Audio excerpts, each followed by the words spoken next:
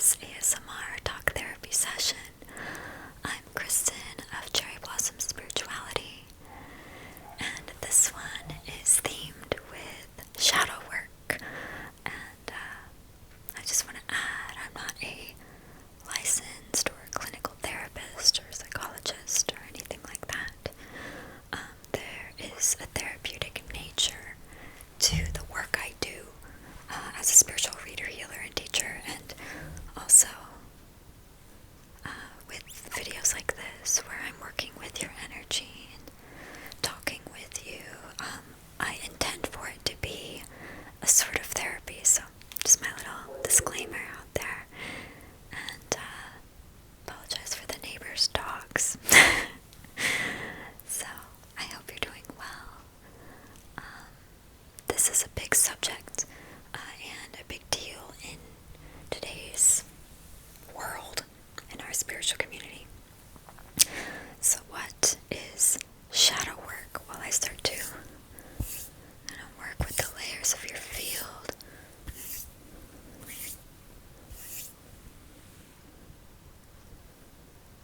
Okay. Shadow work is looking into our unconscious, our subconscious, the disowned, dissociated, unloved, and fractalized parts of ourselves, and being able to really understand them, to bring all of that darkness to light, to then integrate those parts of ourselves, transmute any patterns and cycles not serving our best and highest good anymore now that it's in our conscious awareness. And also, there is an ability to change your beliefs when you look into the shadow work of the deep foundational underlying beliefs as to why something negative, harmful, hurtful may be happening in your life. And if you believe in law of attraction and the law of reflection, law of resonance, all of that manifestation, then it is an understanding of anything that happens in your life happens as a vibrational frequency attraction. That's why it's appearing in your life, good and bad, right? And shadow work can include going into the more difficult, perhaps conflicted, or painful or traumatic parts of ourselves. It can include going into the memory, though it doesn't have to. And there's a big healing that can take place when we really validate and take responsibility for the dark parts of ourselves. Because I believe everyone has darkness, like we're humans, that it's not just all light and love, and the spiritual community has gotten better, but it, like when I started getting into this stuff, it was all this almost like toxic positivity, right? Like everything was just like a shaming of any kind of recognition or acknowledgement of negative feelings or negative viewpoints.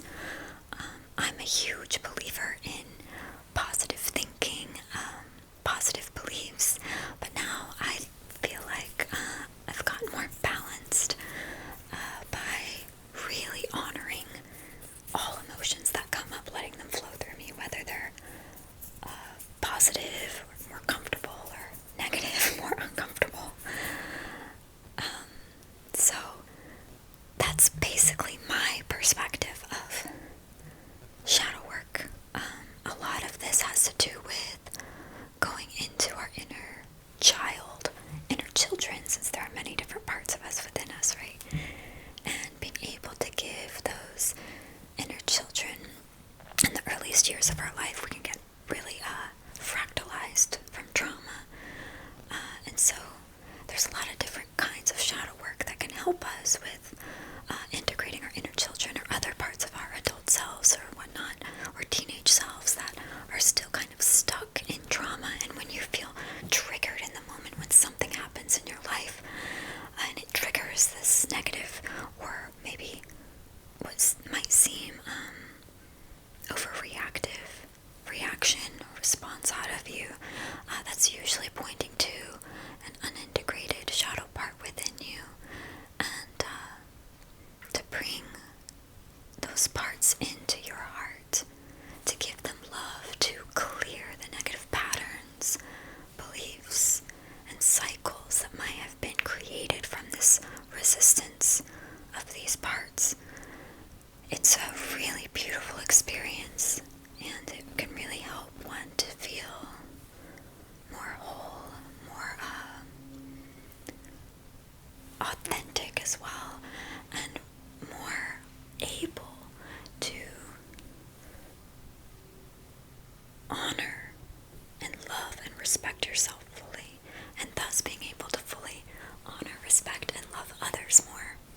So it's a beautiful practice. You could get soul retrieval, shamanic soul retrieval. You could do Teal Swan's completion process. You could do Bradley Nelson's The Emotion Code, releasing of trapped emotions by bringing them to your conscious awareness. You could do mirror work and look at pictures of you as a child and talk to them and bring up these harmful memories. If you'd like to work with your inner child, you could journal it out. You could just do your own intuitive thing and talk with your guides and meditate and smudge, and you could work with therapists. There's so many different ways to do shadow work, so there's no one way or one right way is what I'm trying to say. The reason why I wanted to do this video was that I was actually a bit sick a couple weeks ago. It took a lot out of me, and I got the message that my body is literally rewiring itself, and that can happen like with plant medicines or with a sickness, an illness of some kind. Not all the time, but I'm just saying this can happen. Is that it gives your body a chance to purge old energies and rewire and renew itself. Doesn't mean it's always a comfortable experience, but there can be a brighter side to it to understand the reason why it's happening. At the same time, I think it's important to acknowledge the uncomfortability and to say, I don't like this, or I'm mad, or I'm sad, or I'm upset. Like, acknowledging that, being honest and accepting how you feel, what you believe, what you think is the starting place for anything. Like anyone with addictions, right? Like, the first step is acceptance. So accepting whatever negative is going on in your life. Maybe it's like bad habits with finances, or toxic relationship patterns. And I'm not trying to say victimization doesn't exist, but because it totally does. There's still a reason why a victim is attracting a perpetrator. So there's always an underlying energetic frequency. Whether it's that there's a part of you that is treating your other parts like that perpetrator, or a part of you that is allowing yourself to be treated that way and not having healthy boundaries. Could be so many different things, but I digress. Anyway, I was having my system rewired with this sickness, and going into some deep emotional shadow work, and having to release a lot of old guilt and forgive myself. And it was really liberating on the other side of that, to forgive myself and to realize that's past now, and I am compassionate towards my past self, and I realize I was always doing the best that I could do, you know. Yeah, I made mistakes. Yeah, no one's perfect. But I was doing the best I could do at that time, of the specific times I'm thinking of that I was healing. And yeah, I messed up a lot and I hurt people. But I also have learned from it. And I think that's a big thing too with shadow work, is kind of like understanding whatever that gold nugget value of each experience, positive or negative, is, and how it's helping you to grow in this incarnation. Because I am of the opinion that everything happens for a reason, and it may not make sense for a long time. I understand that this video may be triggering to some people, because a lot of people like to stay stuck in victim mentality. I think it's very, very important to acknowledge victimization that has been done to you, and also you perpetrating others and having them be victimized by you. It's very important to have that awareness and to acknowledge and validate that experience and that pain, to go deep into that pain, right? To be able to let it flow out and not stay stuck or trapped or causing you agony anymore through your manifestations. So, some of these shadow parts can benefit us and they're protector parts, so it's a very individual thing. But I think it's very important, once that validation and acknowledgement and full acceptance and understanding of you being victimized from whatever trauma has happened to you. Because each trauma is unique, and yes, we all experience trauma, but your traumas are unique to you. Even if they fall under an umbrella, they are very specific, and it's important to acknowledge them as such. The pain of it, individually, that has happened to you. Once that is done, once it's flowed through you, the anger, the sadness, whatever it may be, then getting out of victim mentality, so you can find your empowerment, and so you can really heal and move forward from this experience and not stay stuck in this experience. That's a very important step, and you may be intuitively nudged when that time comes. I think that's a really important thing. It's okay to say, I was victimized. Yeah, you're being honest, you're being truthful. And then being able to heal and move on from that and find the empowerment may take years. And I understand that some trauma is just hard to even fathom. I'm sure a lot of you watching, it's hard to fathom what you have went through. And it's important to honor that. But do you want to stay in this victimized state forever? Or do you want to have a revolution of self where you really open up for taking charge of your life with divine surrender, balance of course, but being able to have a new version of you be birthed, and letting go of the old, not holding on to that pain, which lowers your vibrational frequency and can keep attracting that through different people, places, and situations in your life. is very self-loving to be able to, when the time is right for you, be able to let go of the past with love and with gratitude, even for the perpetrators.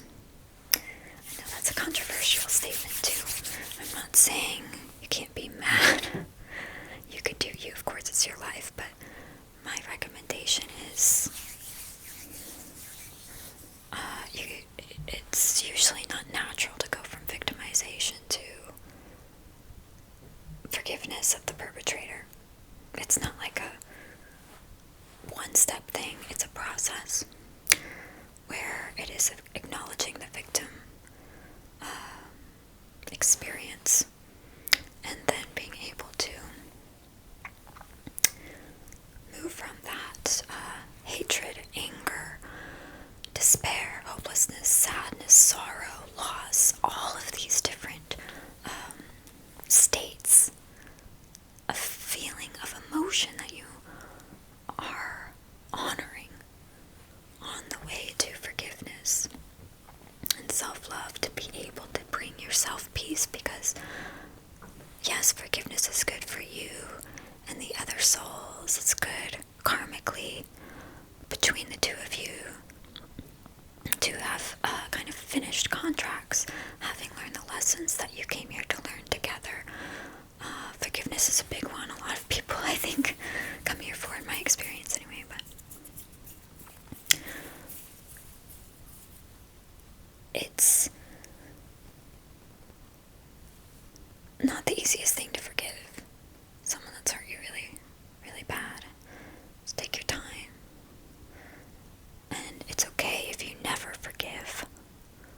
But ultimately, what it will do is free you of that. And with that comes so much inner peace. So I wish that for you, if you wish that for yourself. So I hope I worded that clearly, succinctly, and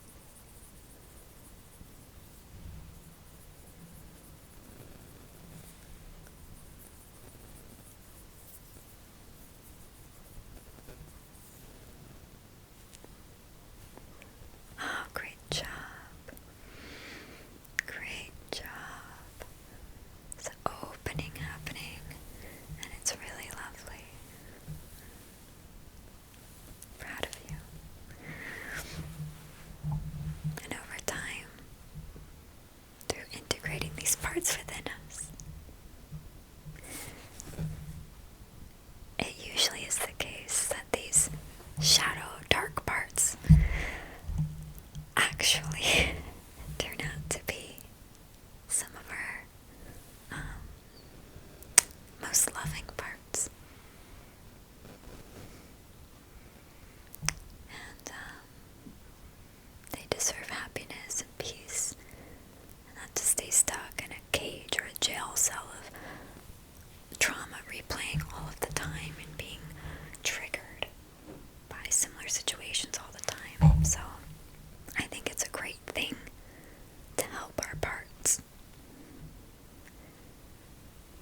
because we are each like our own universe, you know, as within, so without, as above, so below. We are each a microcosm of the macrocosm, so we have tons and tons of different parts within us. And I think this is being more accepted. Jung and Freud did some work on this, and there are a lot of different therapeutic practices that do help you to look into different parts of yourselves. Voice dialogue is one that I've really enjoyed, if you want to check it out.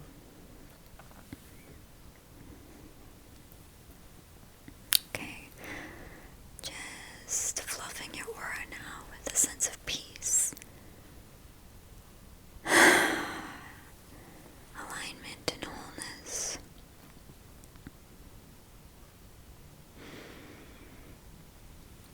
I hope this gave you at least a little bit of insight and